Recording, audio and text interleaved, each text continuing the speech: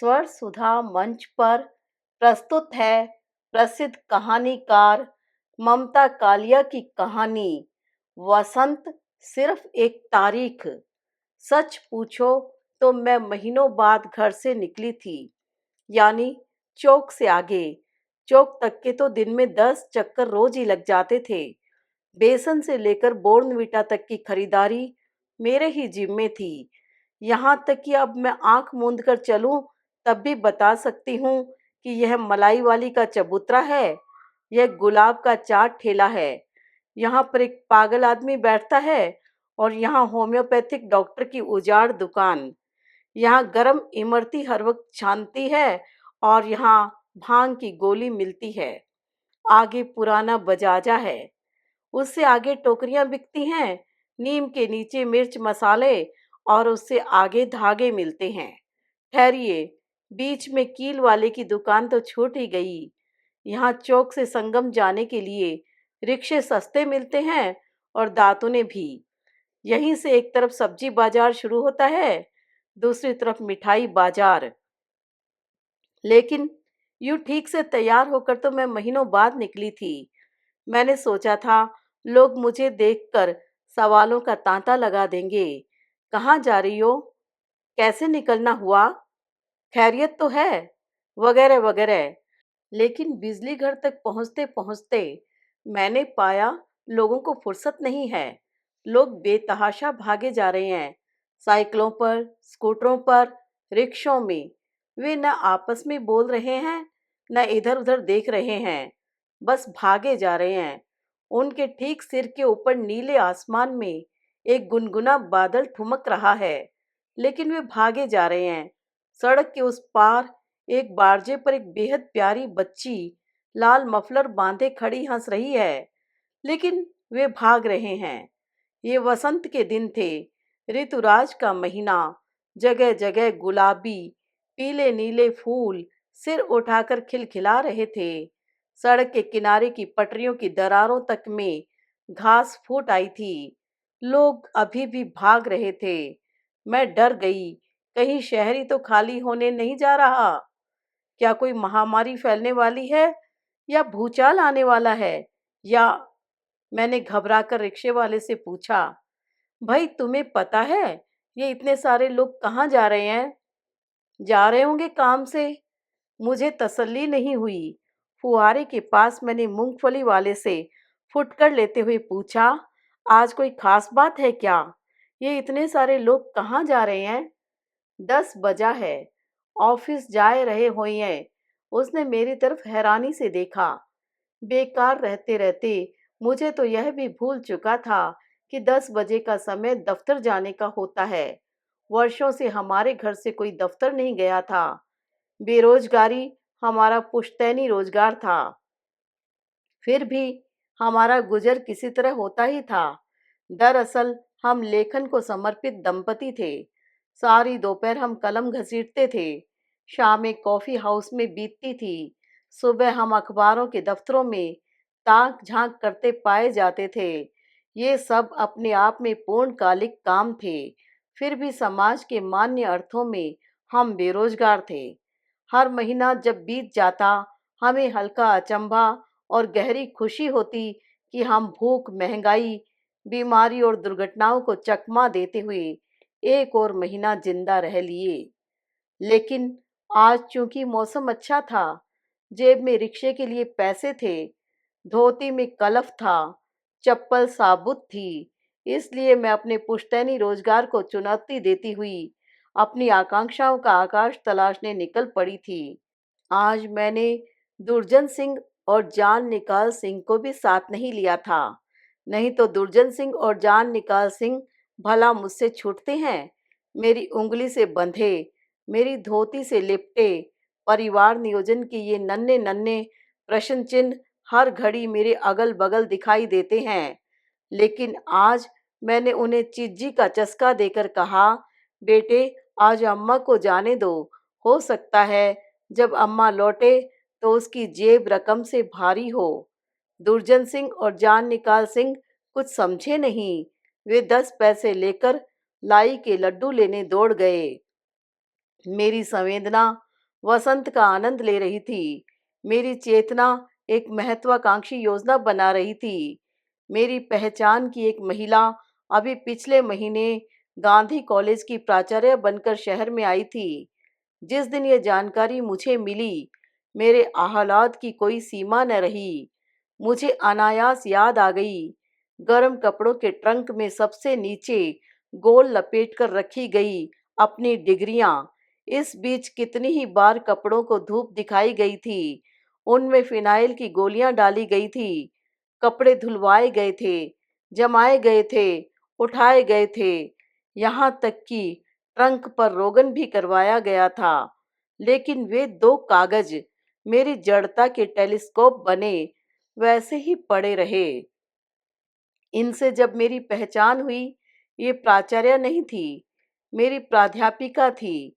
ये छायावादी किस्म के गीत लिखा करती थी, जो हमें निराला, पंत और महादेवी वर्मा की कविताओं के साथ साथ अनिवार्य रूप से उनके कंठ से सुनने पड़ते थे। उनकी चापलूसी करने का अचूक तरीका यह था कि उनके गीत कंठस्थ कर लिए जाएं। इसी चक्कर में मैंने उनके बहुत से गीत याद कर डाले थे। उनके आगमन ने मेरे अंदर महत्वाकांक्षाएं जगा दी थी। मैं बेरोजगार से बारोजगार होना चाहती थी। मैं घर का खूंटा छुड़ाकर आजाद होना चाहती थी। गांधी कॉलेज हूबहू वैसा कॉलेज था जैसा हर शहर के हर चौराहे पर होता है। केवल लड़कियों की यूनिफॉर्म भिन्न रंग की थी। यह केवल इसी प्रदेश का कमाल था कि स्कूल को भी कॉलेज कहा जाता था। उसी तरह की प्राचार्य बनी श्रीमती शांता सक्सेना इस वक्त उसी तरह की एक टीचर से शाब्दिक हिंसा कर रही थी, जिस तरह युगों युगों से प्राचार्य टीचरों से करती आ रही हैं। गांधी कॉलेज में दीवारों के अलावा कुछ भी गांधीवादी नहीं था। मेरे बैठने का उनके तापमान पर कोई असर नहीं हुआ। टीचर को पूरी तरह रुआंसा बनाकर वह मेरी ओर एक निहायत रूखे अंदाज में मुखातिब हुई। मैंने जल्दी से कहा, मैं आपकी भूतपूर्व छात्रा चंदा चौधरी। कुछ याद आया? उनकी त्योरियां घटी लेकिन मिटी नहीं। कहाँ? अच्छा, बरेली में। नहीं, राय बरेली में, मैंने कहा और हंस पड़ी। वे नहीं हंसी, वे हंस नहीं पाई, वे शायद अब हंसती नहीं थी। ओह, बड़ी पुरानी बात हुई यह। कहो, क्या काम है? काम तो कुछ नहीं मिसेस सक्सेना, आपका लिखा एक गीत याद आ गया तो मिलने चली आई। नेह सरी में तिर रहे हैं भावना के दीप मेरे, उर्मियां उन्मुक्त मन से गा रही हैं गीत मेरे। स्मृति के गोदाम से मैंने बमुश्किल ये कबाड़ ढूंढकर निकाला था। उन्होंने हैरानी से सुना, जैसे यह किसी और की कविता हो, और सिर हिलाया। अच्छी है। अब आज ऐसी चीजें कहाँ लिखी जाती हैं? अब तो गद्य, पद्य, नाटक, फिल्में सब में घूम फिरकर बस सेक्स वैक्स ही होता है। मैंने प्रतिवाद करने की बजाय विषयांतर उचित समझा। मैंने बताया, मैं उनकी कितनी प्रिय छात्रा थी। मुझे उनके कितने गीत अभी तक याद हैं और उनके मार्ग निर्देशन में मुझे काम करना कितना अच्छा लगेगा। खुश होकर वे अपनी मेज की दराज खोलने की कोशिश करने लगी।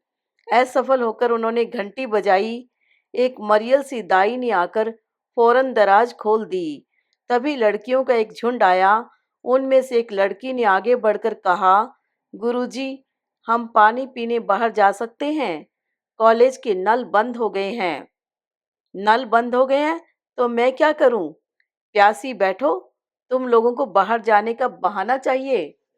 लड़कियां होठों पर जीभ फिराती वहां से हट गई। मिसेस सक्सेना ने दांत पीसे।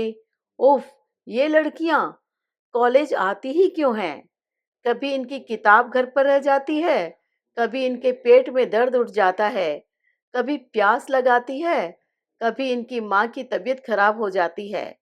इसलिए तुमने देखा चंदा, मैंने बड़ा फाटक बंद कराया हुआ है, तब भी तो सुनती नहीं, फलांगने की कोशिश करती हैं। कितनी बार मैंने लड़कियों को खुद पकड़ा है अपने हाथ से। उन्होंने अपना गदगदा हाथ टेबल पर पूरा पसार दिया। गेट पर एक दाई हाथ में नीम की लचीली टहनी लिए बैठी हुई थी। आसपास मंडराती लड़कियों को वह ऐसे भगा रही थी जैसे कौवे भगा रही हो। मैंने देखा, इस कमरे में जो भी आता उसकी शक्ल पर मुर्दनी छा जाती। अध्यापिकाएं पास रखी टेबल से चौड़े चौड़े उपस्थिति रजिस्टर उठाकर कमरे से बाहर क्लासों में जा रही थी। उनके चेहरों पर मौसम का कोई रंग नहीं था। उनकी शक्लों पर बेहिसाब सुस्ती थी। चपल, चंचल, ताजा दिमाग बच्चों पर इनकी भंगिमा का क्या असर पड़ता होगा, यह पता लगाना मुश्किल न था। खिड़की के पीछे पीपल पागल सा पत्ते गिरा रहा था। अंदर गोबर रंग की कीमती साड़ी में श्रीमती शांता सक्सेना प्रशासन में मगन थी। उन्हें इसकी कोई खबर नहीं थी कि पोनप्पा रोड आजकल कितनी खूबसूरत हो गई है। ड्रमंड रोड रात में रजनीगंधा और रात रानी की मिली जुली गंध से मतवाली हो जाती है। यूनिवर्सिटी की लड़कियों ने स्वेटर उतार फेंके हैं और मेहंदी हसन आजकल हिंदुस्तान आया हुआ है। वे जोर से फोन पर चिल्ला रही थी, हेलो, सीमेंट क्यों नहीं भेजा? क्या कहा? 29 तारीख? नहीं नहीं, बहुत लेट हो जाएगा। वसंत और वित्त वर्ष की टक्कर में वसंत हार गया था। घंटी बजने पर एक बार फिर कुछ चहल पहल पैदा हुई। कुछ अध्यापिकाएं आई, कुछ गई। एक अध्यापिका टेबल के पास चुपचाप आकर खड़ी हो गई। क्या है? श्रीमती शांता सक्सेना ने उसकी ओर देखा। दीदी, वह मेरी एप्लीकेशन आपने देखी होगी। हाँ, बताया तो तुम्हें, कल ही कहा था न, तुम्हें छुट्टी नहीं मिल सकती। टेम्पररी प्राइमरी टीचर को हम कैजुअल के सिवा और कोई छुट्टी नहीं देते। आपकी बात सही है दीदी, लेकिन डॉक्टर ने हमें अब आने को मना किया है। अध्यापिका गर्भावस्था के अंतिम चरण में थी। तो मैं क्या करूं? पहले नहीं सोचा था? अध्यापिका इतनी पीली, दुर्बल, निरी और कातर लग रही थी कि मुझे लगा घबराहट में उसका प्रसव यहीं इसी वक्त न हो जाए। श्रीमती शांता सक्सेना ने एक बहुत भारी भरकम रजिस्टर अपने सामने खोलकर रख दिया और हिसाब मिलाने लगी। तभी एक पृष्ठ पर वे चील की तरह झपटी, ये 2 रुपए 70 पैसे का हिसाब क्यों नहीं मिल रहा है? फीस बाबू को बुलाओ। ए रमपतिया, फीस बाबू कहाँ हैं? अध्यापिका ने हताश स्वर में कहा, दीदी, फिर आप ही बताइए हम क्या करें? इस्तीफा दे दो, तुम्हारी भी मुश्किल दूर हो जाएगी, हमारी भी। ठीक है न? भाई, हम तो साफ बात करते हैं। अब मार्च के महीने में लड़कियों की पढ़ाई कैसे हर्ज कराएंगे? यही तो कोर्स खत्म करने के दिन है। फिर इम्तिहान का काम सिर पर है। तुम्हारे बस का नहीं अब पढ़ाना वढ़ाना। इस वक्त क्या कोई क्लास नहीं है? दीदी, आपसे बात करना जरूरी था, इसलिए 5 मिनट रुक गए। बस यही तो है, काम आधा पौना करती हो और छुट्टी मांगने में सबसे आगे। ऐसी हरकतों से परमानेंट भी कैसे होगी? आराम से घर बैठकर बच्चे पैदा करो। अरे, काम करने के लिए डेडिकेशन चाहिए। आज की पीढ़ी में तो यह है ही नहीं। अध्यापिका मुंह लटकाए धीमे कदमों से सामने से हट गई। उसका चेहरा बेहद निराश और मृत लग रहा था। उसकी आंखों में कुछ ऐसी व्यग्रता थी जैसी प्राण निकलने से पहले चिड़िया की आंखों में होती है। बैठे बैठे मेरी कमर अकड़ गई थी। बीच में प्यास भी लगी थी, पर नल बंद होने की बात मुझे याद थी। मैंने उठने का उपक्रम किया। श्रीमती शांता सक्सेना ने कहा, अरे चंदा, तुम्हारी नौकरी का इंतजाम तो मैंने कर ही लिया है। संपर्क बनाए रखना। ये श्रीमती जी ज्यादा से ज्यादा 1 हफ्ते की मेहमान हैं। भाई, तुम पुरानी छात्रा हो, तुम्हारी मदद हम नहीं करेंगे तो क्या गैर करेंगे? मेरे पैरों में कंपकपी उठी, जैसे स्कूल के दिनों में दौड़ने से पहले उठा करती थी। दिमाग में कोई दमामा बजा रहा था। शायद मैं उनके कमरे से शालीनतापूर्वक उठी थी। शायद मैं फाटक से बाहर आ गई थी, शायद मैं लड़खड़ाई नहीं थी, तभी तो इस वक्त मैं रिक्शे में बैठी थी। अगल-बगल के फुटपाथों पर नगर महापालिका द्वारा लगाए गए नीले-पीले गुलाबी फूल उसी तरह इतरा रहे थे, पर मैं उधर नहीं देख रही थी। मेरे अंदर एक वसंत अभी-अभी झुलस कर मर गया था।